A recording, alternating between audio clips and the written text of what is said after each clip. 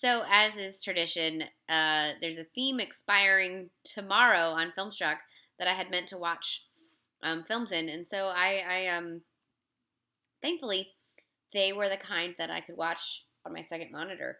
So I did that while doing other things, which is not the ideal way to watch films, I admit. But sometimes you gotta do what you gotta do. So these were Berlin, Symphony of a Great City. It's a German film. I'm not going to try to pronounce the name in German. And it shows Berlin from dawn till dusk, very similar in manner to Man with a Movie Camera. It's directed by written by Karl Freund, who would later direct a bunch of American films, including, I believe, this is the guy who did The Mummy. Yes, yes. Oh my God, he was in a bunch of things. Let's see. This is taking way longer than I thought it would to look at his filmography. Yes, The Mummy. Okay, so this is one of the films he did before coming over to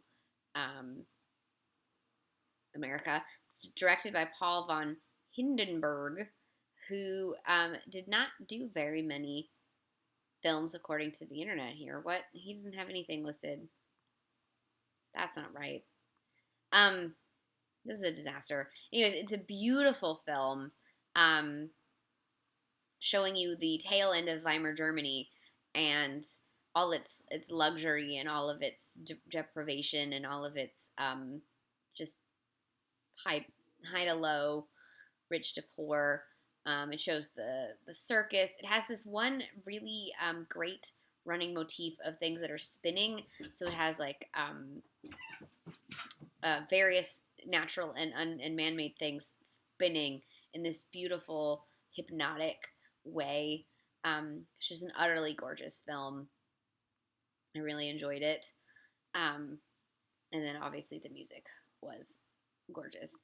The next film I watched is called Manhatta, and it is a sort of experimental documentary about Manhattan from 1921. It was directed by Charles Sheeler and Paul Strand. They were not really filmmakers, or artistic filmmakers, but they made this beautiful artistic film about the majesty of early New York, of the skyscrapers being built, of the bridges, of the rail yards, of the harbors, all the things that make New York a hub city and make it hum.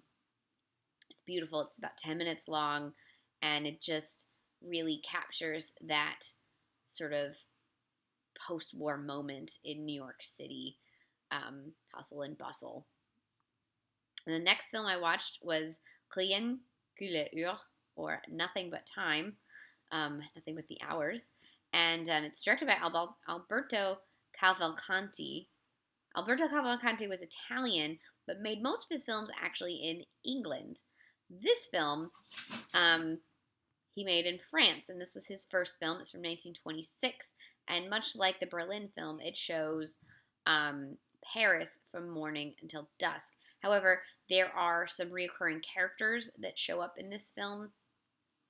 There are some just breathtaking moments in the City of Light.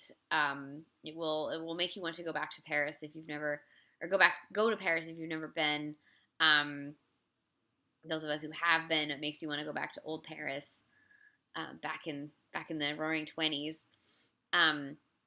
This one uses a lot of really interesting techniques of overlaying film on film and sort of creating a surreal moment.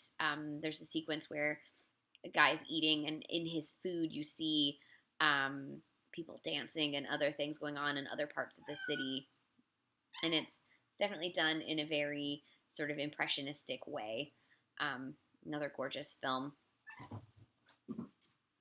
The next one I watched was a Dadaist almost film called NY. It's by Francis Thompson, and it's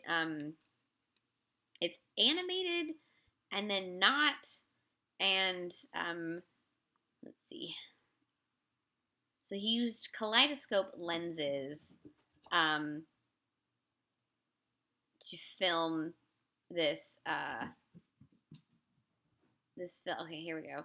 Apparently, it was a favorite film of Aldous Huxley's, but that's not what I was trying to say. I was trying to find the art movements but it's definitely Dadaist and a little surreal.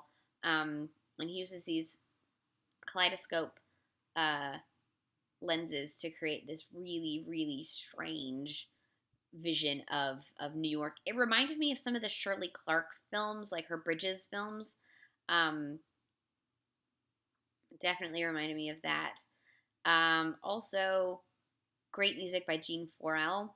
Um, Apparently, this film was made and then kept under uh, his bed for 20 years until it was released in 1977.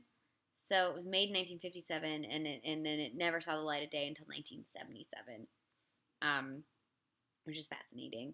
And then the last film I watched is Stations of the Elevated. It's from 1981. It's directed by Manfred Kirchheimer, and it uses music by Charles Mingus and Aretha Franklin as it spends its 45 minutes shot in. It's 45 minutes amongst the graffiti on the subway in New York, shot in 16 millimeter, beautiful color reversal stock. It's vivid and gorgeous, and highlights sort of the way in which the graffiti is part of the heart of the city, and the way in which the graffiti artists use the rhythm of the city itself to create the rhythm of their art, and so they play off each other in this beautiful dance, and then you get the rhythm of Mingus's music, and it just becomes this lovely impressionistic experimental documentary of capturing this era in New York that is sort of gone forever. It's interesting that it's this eclectic jazz is being used when this is also the era of hip hop and the rise of hip hop sneaker culture, and um, um, graffiti all sort of came about around the same time. And this is a great documentation of just the graffiti culture of it, and doesn't really sort of have the other three legs. Beautiful films. They're in the theme called City Symphonies. It expires tomorrow, so whoops. But a couple of these I think are available on DVD as well. So definitely check them out. And then obviously the big one in this theme is Man with a Movie Camera. If you've never seen that one, definitely see Man with a Movie Camera. It's a gorgeous film. And I'm going to watch a bunch of Downton Abbey now. So good night.